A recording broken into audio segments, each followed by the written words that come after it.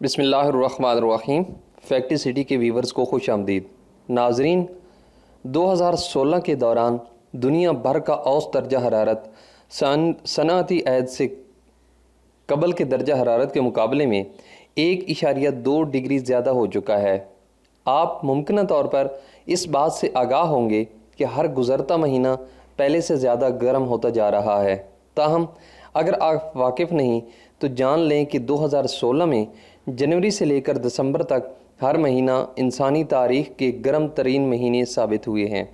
2016 کے دوران دنیا بھر کا اوسط درجہ حرارت صنعتی عہد سے قبل کے درجہ حرارت کے مقابلے میں 1.2 ڈگری زیادہ رہا۔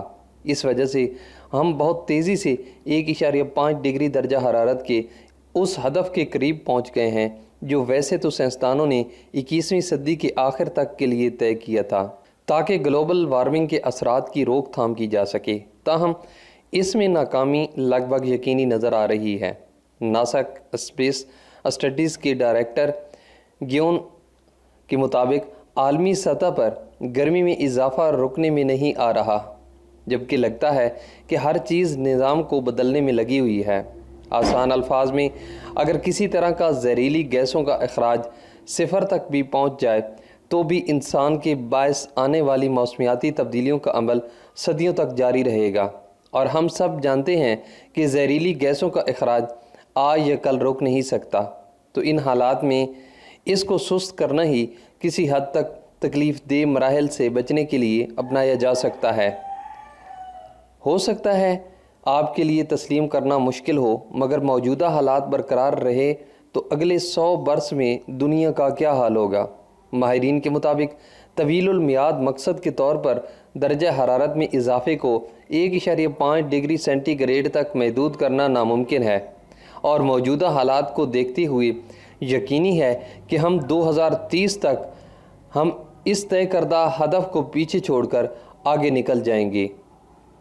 تاہم ماہرین اس حوالے سے پر امید ہیں کہ صنعتی عہد سے قبل کے مقابلے میں اب 2 ڈگری سینٹی گریڈ درجہ حرارت میں اضافے پر پہنچنے کے بعد اسے وہاں روکا جا سکتا ہے، مگر یہ وہ ہدف ہے جس کے بارے میں اقوام متحدہ کو توقع ہے کہ ایسا نہیں ہوگا یا ہم اس تک نہیں پہنچیں گے۔ چلیں تصور کریں کہ اگر ہم اس وقت ان دنوں اہداف کے درمیان کہیں رک جاتے ہیں تو اس صدی کے اختتام پر یہ بات یقینی ہے کہ دنیا کا اوسط درجہ حرارت موجودہ دور کے مقابلے میں 3 ڈگری سینٹی گریڈ تک بڑھ چکا ہوگا۔ مگر صرف درجہ حرارت میں اضافہ ہی موسمی تبدیلیوں کا صحیح منظر نامہ پیش نہیں کرتا، بلکہ کسی علاقے میں معمول کا درجہ حرارت بہت تیزی سے اوپر نیچے ہو کر وہاں کے ماحول کی تباہی کا باعث بنے گا۔ مثال کے طور پر گزشتہ سال موسم سرما میں آرکٹک سرکل میں درجہ حرارت ایک دن کے لیے 0 درجہ حرارت سے بڑھ گیا۔ اس وقت اگرچہ فلوریڈا میں ٹھنڈ تھی، مگر آرکٹک بہت زیادہ گرم ہو گیا، جو کہ غیر معمولی تھا، اور ایسا بہت کچھ مستقبل میں ہونے والا ہے۔ اس طرح کے واقعات کے نتیجے میں سمندروں میں برف کی تہ کم ہونا معمول بن جائے گا۔ 2050 تک موسم گرما میں گرین لینڈ سے برف کا صفایا ہونا بھی عام ہو جائے گا۔ اس حوالے سے 2015 میں بھی اور 2012 کا مقابلہ نہیں کیا جا سکتا، جب گرین لینڈ کے 97% برف کی تہ گرمیوں میں پگھل گئی تھی۔ ایسا عام طور پر ایک صدی میں ایک بار ہوتا ہے، مگر اس صدی کے اختتام پر ہم اس قسم کے واقعات پر 6 سال میں ایک بار دیکھ رہے ہوں گے۔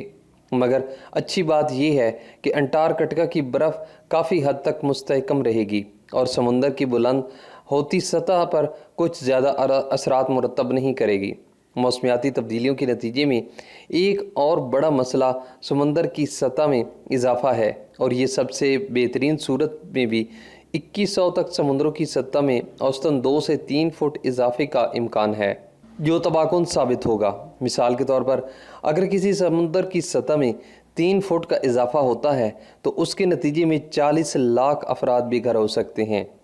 سمندروں کو قطبوں میں کم برف کے مسئلے کا ہی سامنا نہیں ہوگا، بلکہ ان کے پانیوں میں تیزابیت میں بھی اضافہ ہوگا۔ دنیا بھر کے سمندر اپنی سطح پر 1/3 کاربن ڈائی آکسائیڈ جذب کرتے ہیں، جس کے نتیجے میں وہ گرم اور زیادہ تیزابی ہو رہے ہیں۔ اگر موسمیاتی تبدیلیوں کے اضافے کا سلسلہ موجودہ شرح سے جاری رہا تو سمندروں کے اندر موجود مونگوں کی تمام چٹانیں ختم ہو جائیں گی۔ اگر اس حوالے سے کچھ زیادہ پر امید بھی رہا جائے تو بھی 50% ایسی چٹانیں تاحال خطرے کی زد میں نظر آتی ہیں۔ مگر صرف سمندر ہی درجہ حرارت سے ابل نہیں رہے۔ اگر ہم زہریلی گیسوں کے اخراج کو کم بھی کر لیں تو بھی 2050 کے بعد دن کے اوقات میں مرطوب علاقوں میں گرمی کی شدت میں 50% تک اضافہ ہوگا۔ اگر ہم شمال کی جانب بڑھیں گے تو ہر سال کے 10 سے 20% گرم ملیں گے۔ یہ تو زہریلی گیسوں کے اخراج میں کمی کی صورت میں ہے۔ اگر موجودہ صورتحال ہی برقرار رہی تو دنیا بھر میں موسم گرما کے دوران درجہ حرارت ناقابل برداشت حد تک بڑھ جائے گا۔ یعنی اتنی گرمی ہوگی جو ابھی تو غیر معمولی لگے گی مگر اس دور میں یہ معمول کا حصہ بن جائے گی۔ درجہ حرارت میں معمولی اضافہ بھی پانی کے ذرائع کے لیے تباہ کن ثابت ہوگا، اور 2013 کی ایک تحقیق کے مطابق جلد دنیا کی شدید قحط سالی کے ایام کا اکثر سامنا ہوگا۔ اگر موجودہ حالات برقرار رہتے ہیں تو موسمیاتی تبدیلیاں دنیا بھر میں شدید قحط سالی کی شرح 40% تک بڑھ جائے گی، جو آج کے مقابلے میں دگنا سے زیادہ ہوگی، اور پھر موسم کے مسائل الگ ہوں گے۔ 2015-2016 میں ایل نینو کی شدید لہر کا اشارہ سمجھیں تو ہمیں مستقبل قریب میں ڈرامائی قدرتی آفات کا زیادہ سامنا ہوگا۔ زیادہ تباہ کن طوفان سامنے آئیں گے، جنگلات میں آگ لگنے کے واقعات بھی بڑھ جائیں گے، جبکہ 2070 تک بیٹ ویو معمول بن چکی ہوگی۔ جبکہ 2070 تک ہیٹ ویو معمول بن چکی ہوں گی۔ اس وقت انسانیت ایک چٹان پر کھڑی ہے۔